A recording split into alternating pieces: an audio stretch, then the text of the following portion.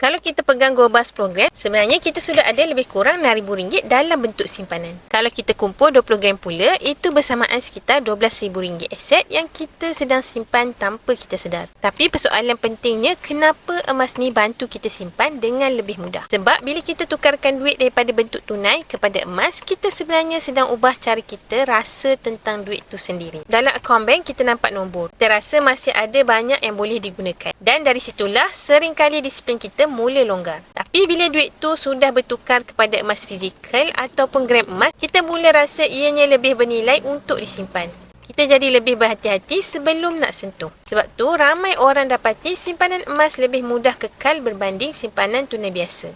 Di Public Gold, kita boleh mula dengan cara yang sangat simple. Gunakan lebihan pendapatan sekurang-kurangnya 10% setiap bulan dan tukarkan kepada emas. Tapi kalau kita rasa masih belum mampu untuk konsisten menyimpan, ada dua perkara penting yang perlu kita lihat. Pertama, kita kena tingkatkan pendapatan. Kedua, kita kena belajar asas kewangan dan ilmu emas supaya kita faham cara urus duit dengan lebih baik.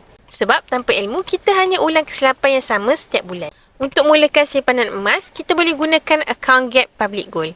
Kita boleh kumpul gram sedikit demi sedikit dalam akaun. Dan bila cukup, kita boleh keluarkan dalam bentuk emas fizikal ikut pilihan kita. Nak mulakan simpanan emas dengan Public Gold, rujuk pergi video saya 5 langkah mudah daftar akaun Public Gold. Atau DM saya terus untuk saya bantu anda sebaiknya. Ingat Public Gold mudah, murah dan patuh syariah. Ikut follow.